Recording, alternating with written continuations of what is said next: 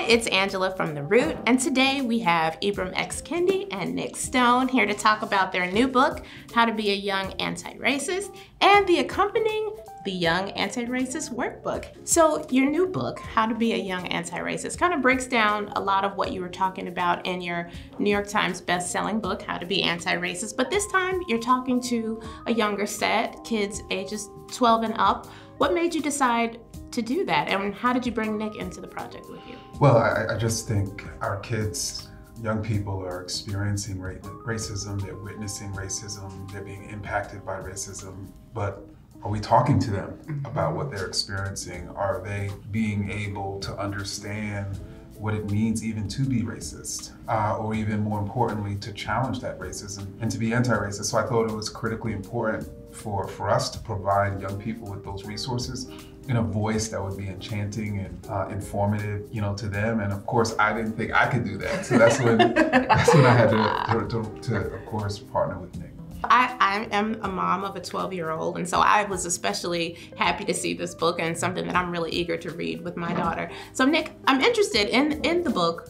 You're writing obviously to the reader, but you're also writing to a younger version of Ibram. How did you decide to write in that style? Well, the adult version is a memoir, right? That was actually my favorite thing about it. You get all of this information and all of this really powerful research in the form of a narrative that a person has lived. When I was trying to decide how to adapt, it just made sense to me to tell this younger version of Ibram his own story that he'd already told. So when I started writing, that also gave me this kind of dual you, right? Like I'm talking to Ibram, but the reader can also accept it as being spoken to, which I think is a really powerful tool when you're talking about things like this. It's a book written geared towards young people, but I actually think that adults have a lot to learn. And so how do you envision young people using this book? Do you think it's something that families should read together, or is it just something you shove off and say, hey, go read this and we'll talk about it later? I mean, it'll depend on the kid, right? Like, I do think it is a book that could be read as a family.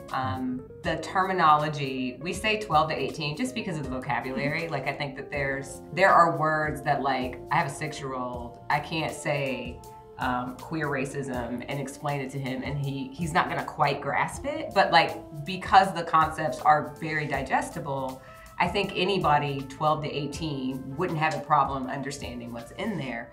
I think that part of the issue with the topic of racism is that it's been such a nebulous thing for so long that now we are having these kind of concrete definitions and these concrete conversations around it. We need something that's like, okay, that is an example of this word. And now that that's there, we have the tools to then take those things that we're learning and turn them around, decide to do things differently. So the information is there, and then hopefully the reader will be empowered by the book and see that, like, oh, there are things that we can do to continue dismantling these systems.